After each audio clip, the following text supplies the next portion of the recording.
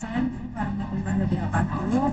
Perkenalkan, nama saya Putri Septiani Rizkyani dengan NIM 233 14 07 07 11 dari kelas 5C. Di sini saya akan menjelaskan dan mengimplementasikan dari PBL1 yaitu kriptografi. Sebelumnya saya akan menjelaskan dulu apa itu kriptografi. Jadi kriptografi merupakan teknik pengamatan informasi dengan menyandikan data enkripsi agar hanya pihak berwenang yang dapat membacanya, yaitu deskripsi. Nah, tujuan utama dari kriptografi ini yaitu sebagai kerahasiaan, keutuhan data, autentikasi, dan juga non-repudiasi atau tidak bisa menyangkal isi pesan. Nah, apa saja sih jenis-jenis kriptografi? Jadi jenis kriptografi itu ada dua. Yang pertama kriptografi simetris. Jadi kriptografi simetris ini menggunakan satu kunci yang sama untuk proses enkripsi dan dekripsi, cepat dan efisien, cocok juga untuk enkripsi data dalam jumlah besar.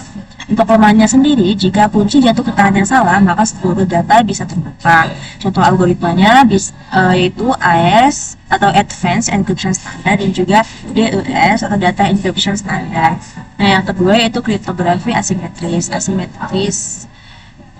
Kriptografi ini menggunakan dua kunci yang berbeda namun saling terkait. Yang pertama kunci publik untuk mengenkripsi dan juga kunci private untuk mendeskripsi. Nah, untuk kriptografi jenis ini lebih aman untuk komunikasi terbuka karena kunci publik bisa digunakan tanpa dibagikan tanpa takut data bocor. Lalu biasanya lebih lambat dari simetris. Namun sering digunakan untuk autentikasi dan pertukaran kunci. Contoh algoritmanya itu RSA dan juga ECC. Nah, proses dan komponen kriptografi. Komponen utama dalam kriptografi yang pertama itu ada plain text. Jadi plain text itu pesan atau data asli yang belum dienkripsi. Lalu ada ciphertext. Jadi ciphertext ini merupakan data yang sudah dienkripsi dan tampak acak bagian tidak memiliki kunci. Jadi kalimatnya tidak berat, katanya tidak beraturan. Dan lalu ada kunci key, nilai rahasia yang digunakan untuk proses enkripsi dan deskripsi. Nah, algoritma kriptografi ini sendiri yaitu prosedur atau metode matematis yang mengubah plain text menjadi ciphertext dan juga sebaliknya. Untuk proses kriptografi yang pertama enkripsi. Enkripsi merupakan proses untuk mengubah plain text menjadi ciphertext dan menggunakan algoritma dan kunci. Lalu ada juga pengiriman data. Jadi ciphertext ini dikirimkan ke penerima melalui saluran komunikasi.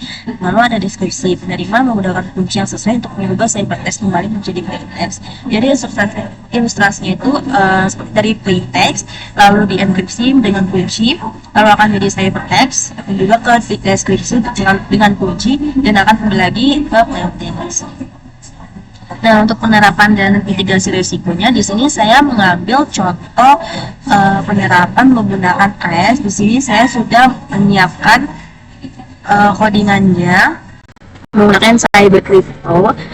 Di sini AES-nya saya sudah setting ini untuk plain text-nya data Putri Septiani contoh, dan untuk key-nya karena ini minimal memiliki 16 kata, jadi saya masukkan key 19 ABCD.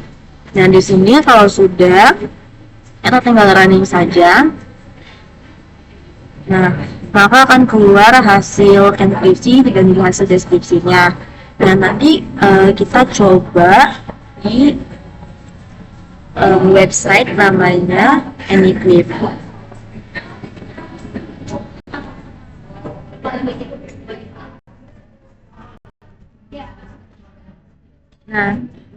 Nah, di website ini kita masukkan kita menggunakan S yang description. Nah, kita masukkan hasil enkripsi teksnya tadi yang dimana sudah berubah menjadi bukan yang teks yang tidak bisa dibaca oleh manusia. Lalu kita masukkan juga secret key-nya. Nah, di sini saya menggunakan mode ECB atau ECB. Sekarang kita mulai decrypt. Nah, maka hasilnya akan keluar data Putri Gemzar. Nah, maka hasilnya akan keluar data Putri Gemzar.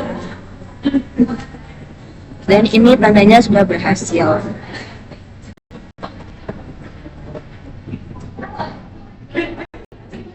Nah, untuk contoh yang lain, penerapan kriptografi dalam kehidupan nyata itu kalau untuk bahasa dan sinyal dapat menggunakan end-to-end encryption untuk melindungi isi chat, Gmail dan email bisnis, dapat mengenkripsi isi email agar tidak bisa dibaca oleh pihak ketiga.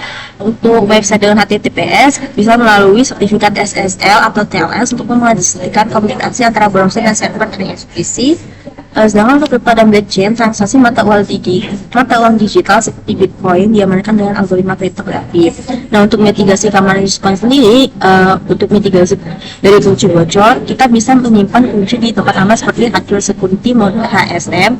Nah, untuk serangan brute force itu tadi yang kita coba melalui ini.